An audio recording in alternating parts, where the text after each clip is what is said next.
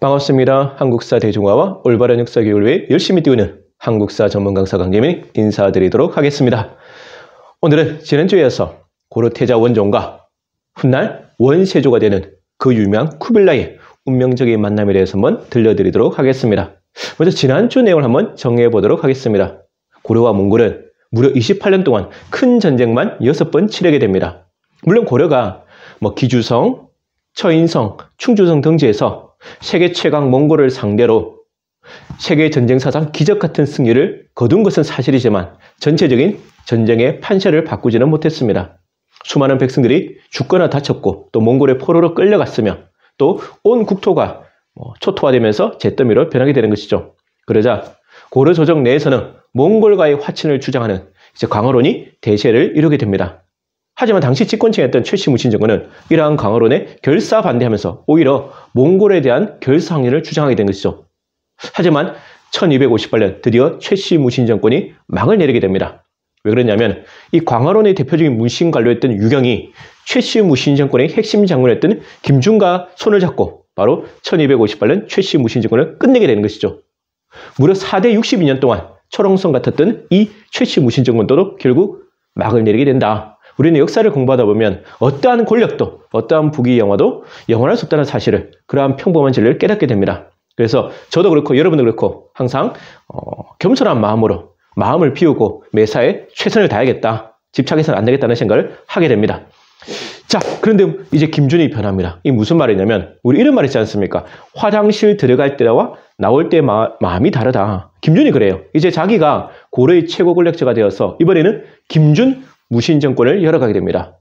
이제 간판만 바꾼 신장 기업이라 할 수 있는데 이 김준 무신 정권이 1258년에서 1268년까지 무려 10년 동안 이어지게 됩니다.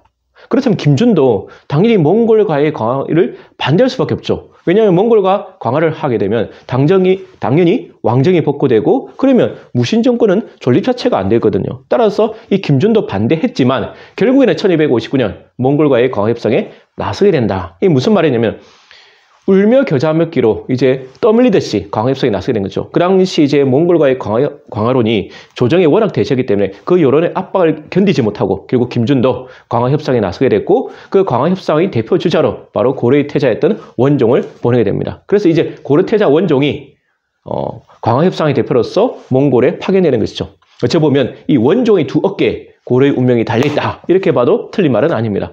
그런데 그 먼 몽골까지 갔는데 큰 문제가 생겼습니다. 몽골의 칸이었던 뭉케칸이 그 당시 남송 정벌을 위해서 남쪽에 내려와 있었는데 갑자기 병으로 돌아가신 거예요. 그런데 후계자는 또 정해지지 않은 상태입니다. 여기서 그냥 돌아갈 수는 없잖아요. 정말 딜레마 같은 난감한 상황이 펼쳐집니다. 게다가 몽골은 우리처럼 부자 상속제, 부자 세습제가 아닙니다. 쿠릴타이라고 하는 이 부족장회를 통해서 차기 칸을 선출하게 되는 것이거든요. 그런데 그 당시 뭉케칸의 아들들은 나이가 너무 어렸고, 그렇다면 유력한 후계자는 누구였느냐? 바로 뭉케칸의 두 동생이었던 아리푸케와 그 유명한 쿠빌라이였습니다. 자, 그러면 누가 더 유력하냐? 우리 확률의 게임이에요. 그 당시는 인터넷도 없고 교통통신도 발달하지 않은 상황에서, 정보가 별로 없는 상황에서 결국은 베팅을 해야 돼요. 여기서 그냥 돌아갈 수는 없습니다. 누가 더 확률이 높은가? 우리는 인생을 살아가다 보면 이렇게 선택을 해야 될 때 조금 더 확률이 높은데 베팅하지 않습니까?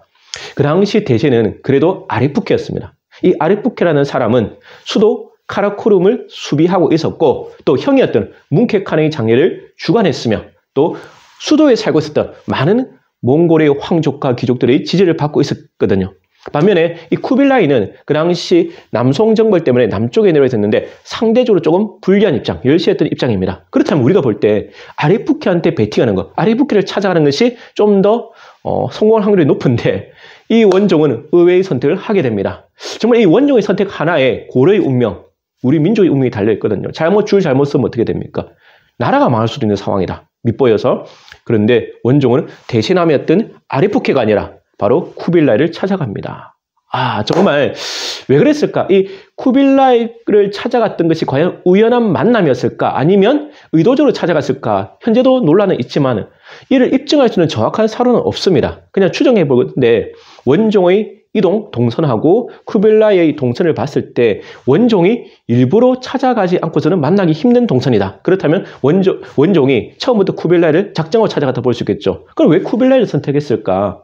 뭐 원종이 개인적인 판단 능력 이런 게 있겠죠. 가치관, 뭐 통찰력, 촉, 우리가 감이라고 하지 않습니까? 거기다가 또 한인관료를 통해서 쿠빌라이에 대한 정보를 수집했을 겁니다. 지금 아랫부케가 대세인 것처럼 보이지만 결국 최종 승자는 쿠빌라이가 될 것이다. 뭐 그런 거 있지 않습니까? 가능성, 즉 이 사람이 더 많다. 이 사람한테 베팅해라. 이러한 여러 가지 정보를 바탕으로 결국 쿠빌라이를 선택하지 않았을 거라 생각하는데 이 선택은 정말 신의 한 수다. 역사를 바꾸고 고려의 운명을 바꾸는 신의 한 수라는 것을 제가 들려드리도록 하겠습니다. 아무튼 쿠빌라이 입장에서는 너무나도 기뻤겠죠. 지금 고려의 태자가 대세였던 아랫부케가 아니라 나를 찾아와서 기부를 한다. 근데 그 고려가 어떤 나라입니까, 여러분? 몽골을 가장 힘들게 하고 피곤하게 했던 나라거든요. 28년 동안 전쟁해도 항복하지 않던 그 고려의 태자가 아랫부케가 아닌 나를 찾아서 기부한다. 너무나도 기뻤겠죠. 어찌 보면 쿠빌라이는 이것을 정치적으로 활용할 수 있고 선전할 수 있습니다. 자, 봐라. 그 힘들게 우리한테 끝까지 항복하지 않았던 고려의 태자가 나에게 와서 기부하지 않느냐. 이것은 내가 이제부터는 대세다. 하늘의 뜻이 나한테 있다. 이렇게 선전할 수 있거든요. 실제로 이 쿠빌라이의 반응이 고려사에 나와 있습니다. 어떻게 나와 있냐면 쿠빌라이가 이렇게 얘기를 했다는 겁니다. 고려는 말리나 되는 큰 나라고 일찍이 당태종이 친정했어도 정복하지 못한 나라다. 그런데 그 태자가 오늘날 나에게 와서 기부하니 이것은 하늘의 뜻이다. 다시 한번 들려드리겠습니다. 고려는 말리나 되는 큰 나라이다. 일찍이 당태종이 친정했어도 정복하지 못한 나라인데 오늘날 그 태자가 나에게 와서 기부하니 이것은 하늘의 뜻이다. 굉장히 중요한 말입니다. 그리고 이 말 속에는 쿠빌라이의 말 속에는 많은 역사적 의미가 함축되어 있습니다. 첫째는 뭐냐면 그 당시 중국인들뿐만 아니라 쿠빌라이 같은 몽골인들도 고구려와 고려를 동일시하고 있다. 즉 혼동하고 있다는 사실을 알 수 있죠. 여기서 말리나 되는 큰 나라는 고려가 아니고 여러분 아시겠죠? 고구려입니다. 게다가 당연히 당태종이 친정에 나섰다가 정복시키지 못한 나라는 여러분 다 아시지 않습니까? 고려가 아니라 고구려였죠. 여러분 안시성 전투 떠올리시면 될 겁니다. 그러니까 그 당시 중국인들 또 쿠빌라이 같은 몽골인들도 고려와 고구려를 통일시하고 있었다. 그럼 왜 그러냐면 뭐 이해는 갑니다. 왜냐하면 이름이 비슷하잖아요. 고구려, 고려. 그리고 이 고려가 실제로 고구려를 계승한 그런 측면이 있지 않습니까? 근데 우리가 여기서 또 한 가지 주의할 점이 있습니다.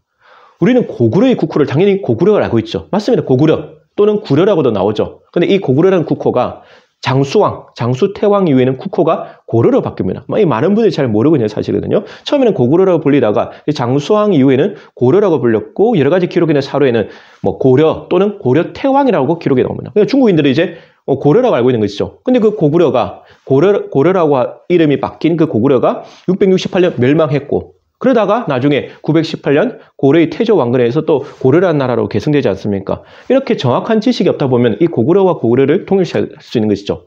그러한 걸 하나 찾을 수 있고 또 하나는 뭐냐면 여기서 또 중요한 의미 하나 찾을 수 있거든요. 이 고구려가 그 당시 동아시아의 전설입니다. 그렇지 않습니까? 우리 역사상 가장 멋지고 가장 자랑스러운 나라 바로 고구려입니다. 많은 분들한테 야 우리 역사에서 가장 자랑스러운 나라 멋진 나라가 누구냐 이렇게 꼽아보면 물론 사람마다 뭐 가치관도 다르고 기호도 다르니까 어떤 분은 뭐 고려라고 하는 분도 있을 거고 어떤 분은 발해라고 하는 분도 있을 것이고 어떤 분은 고구려라고 할 것입니다. 뭐 신라하는 분은 별로 없어요. 조선이나. 근데 대부분은 고구려를 꼽습니다. 이 남녀노소를 막론하고 우리나라 사람들이 가장 멋있게 생각하는 나라 바로 고구려거든요. 어찌 보면 이 고구려는 우리 민족의 자존심이고 우리 가슴을 뛰게 하는 뭔가가 있는 그런 멋진 나라거든요. 근데 고구려가 정말 세계 최강의 수당 제국을 막아냈고 오히려 박살내버렸고 그런 전설적인 나라고 그 고구려의 이야기는 동아시아의 전설에 대해서 모르는 사람이 없었습니다. 어찌 보면 중국인들한테는 공포의 대상이자 또 경외심의 대상이었습니다. 그런데 지금 고구려에 멸망한 지 거의 600년이 지났는데 500년이 넘었잖아요. 600년이 다 돼가는데 이 몽골의 쿠빌라이조차도 그 고구려의 멋진 동아시아 전설을 알고 있었다. 지금 당태종이 친정에 나섰다가 정복하지 못한 그런 강대국이 바로 고려다. 고구려라고 지금 쿠빌라이 입에서 말하고 있지 않습니까? 그만큼 고구려는 대단한 나라다. 멸망한 지 500년이 지나도 쿠빌라이조차도 두려워할 만큼 대단한 나라다. 그리고 그 고구려 형님들을 고려가 톡톡히 봅니다. 이러한 고구려의 전설 같은 이야기가 나중에 고려가 몽골과의 관계를 맺을 때 굉장히 유리한 호재로 작용한다는 겁니다. 게다가 이 쿠빌라이 입장에서는 원종이 굉장히 고마운 은인이거든요. 굉장히 자기가 좀 불리할 때 지금 나를 찾아와서 기부했지 않습니까? 아리포키간이 나를 선택했지 않습니까? 이것을 계기로 이제 쿠빌라이가 다시 재기할 수 있고 실제로 나중에 후계자 경쟁에서 쿠빌라이가 아리포키를 제압하고 몽골의 새로운 칸으로 즉위하거든요. 그러니까 이제 쿠빌라이는 어떻습니까? 원종에 대한 고마움을 간직했고 이것 때문에 쿠빌라이와 원종 사이에 끈끈한 브로맨스 관계가 유지되었습니다. 유지되었을 뿐만 아니라 이에 대한 고마움을 가지고 있기 때문에 쿠빌라이는 칸이 된 이후에도 원종이나 고려에 대해서는 좀 우호적인 자세를 견지했다. 그런 점에서 원종의 선택 정말 신의 한 수였다. 자, 그래서 이 두 사람이 동행하게 됐는데 문제가 생겼습니다. 고려 국내에서 큰 문제가 생겼죠. 뭐냐면 고려 국왕이었던 고종, 원종의 아버지가 병으로 돌아가십니다. 실제로는 이 고려의 고종이 몽골의 칸이었던 뭉케칸보다 먼저 돌아가셨는데 이 교통통신이 발달하지 않다 보니까 그 소식이 늦게 전해졌을 뿐이에요. 그럼 원종은 어떻게 됩니까? 지금 몽골이 중요한 게 아니잖아요. 고려로 빨리 귀국해서 새로운 왕으로 즉위해야 됩니다. 그래서 이제 원종이 귀국하게 되는데 이때 쿠빌라이와 몽골에게는 두 가지 선택지가 있었다는 것이죠. 지금 고려 태자가 내수 중에 있으니 이 고려 태자를 인질로 삼아서 고려 정부를 협박할 수 있는 방법, 그 첫 번째 카드가 있고 또 두 번째 카드는 뭡니까? 오히려 이제 고려 태자에게 호의를 베풀어서 고려 태자를 안전하게 귀국시켜서 새로운 왕으로 즉위시킨다면 고려 정부를 내 편으로 만들 수 있잖아요. 이러한 두 가지 선택지가 있는데 역시 쿠빌라이 대단한 칸이죠. 칸 중에 칸, 영웅골답게 후자를 선택합니다. 현명한 선택이었죠. 실제로 이 쿠빌라이 부하가 쿠빌라이에게 이런 말을 했다고 합니다. 고려 태자를 왕으로 기후시킨다면, 그래서 즉위시킨다면 일조를 수고롭지 하지 않게 하고도 한 나라를 얻을 수 있다. 정말 현명한 탁견이었죠. 우리는 살아가다 보면 눈앞의 이익만을 너무 쫓아요. 멀리 보지 못합니다. 장기적인 관점에서 더 큰 이익을 보지 못합니다. 그래서 그 소탐대시라는 말이지 않습니까? 눈앞에 작은 이익을 취하다가 더 큰 것을 잃게 된다. 그래서 많은 분들이 성공하지 못하거든요.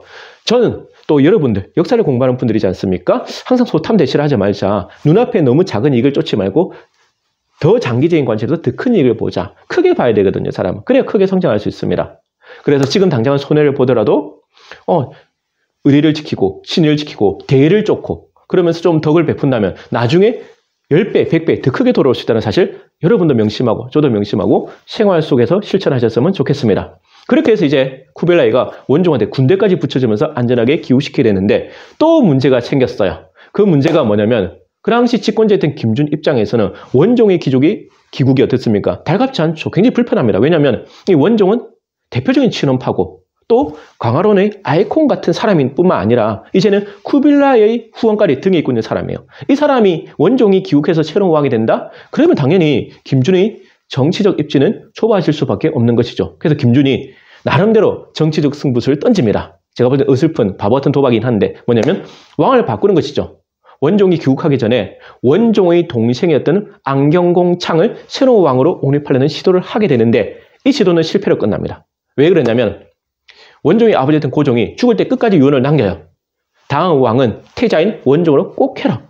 그러니까 아무리 김준이 최고 권력자지만 선왕의 유지를 거스르기가 힘들었습니다. 게다가 조정의 대신들도 전부 다 원종을 지지했었죠. 선왕의 유지가 있다. 태자로 하여금 즉위해야 된다. 이러니 이거 어떻게 할 수 없죠. 게다가 원종 뒤에는 누가 있습니까? 쿠빌라이 든든한 지원이 있다 보니까 결국 김준의 이 왕위 교체는 실패하게 되고 원종이 이제 새로운 고려국왕으로 즉위하게 됩니다. 정말 대단한 일이죠. 그리고 원종은 즉위한 다음에 바로 쿠빌라이에게 신하를 칭하면서 이제 강화 협상에 나서게 됩니다. 그러자 쿠빌라이도 어떻게 하겠습니까? 원종에게 정식으로 고려국왕으로 책봉하게 된 것이죠.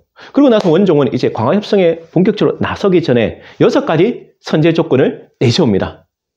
대단하지 않습니까? 지금 고려가 굉장히 불리한 입장이거든요. 을의 관계예요. 지금 세계 최강 몽골 대제국을 상대로 항복하는 입장에서 6가지 선제 조건을 들어줘야 우리가 강화 협상에 나서겠다는 굉장히 어찌 보면 멋지고 자주적인 외교 같지만 또 어찌 보면 약간 무모한 좀 그런 얘기를 하게 되거든요. 건방질다고 할 수도 있지 않습니까? 그런 6가지 선제 조건을 내세우게 됩니다. 이게 어찌 보면 근데 고려 외교의 정수고 고려의 멋입니다. 그 6가지 조건이 뭐냐면 첫째가 불개토풍. 고려의 고유한 풍속과 문화, 의복을 바꾸지 않는다는 거죠. 두 번째는 개경환도를 재촉하지 않는다. 세 번째와 네 번째는 몽골 군대와 다루가치를 철수시켜라. 다섯 번째는 사신은 몽골 조정에서만 보내라. 그리고 6번째는 부원 세력을 소환해라는 뜻입니다. 이게 무슨 뜻이냐면 불개토풍이 제일 중요한 거예요. 고려의 고유한 풍속 문화를 바꾸지 않겠다. 즉 고려의 정체성을 지키겠다는 겁니다. 몽골한테 이대로 항복해서 복속돼 버리면 고려의 정체성을 잃을 수도 있거든요. 그래서 그걸 지키겠다. 이게 굉장히 중요한 부분이죠. 두 번째, 개경 한도를 재촉하지 않는다는 건 뭐냐면 지금 오랜 전란으로 수도 개경이 잿더미로 변했어요. 당장 환도가 안 됩니다. 그러니까 우리가 천천히 준비해서 갈 테니 재촉하지 말라는 뜻이고, 당당하죠?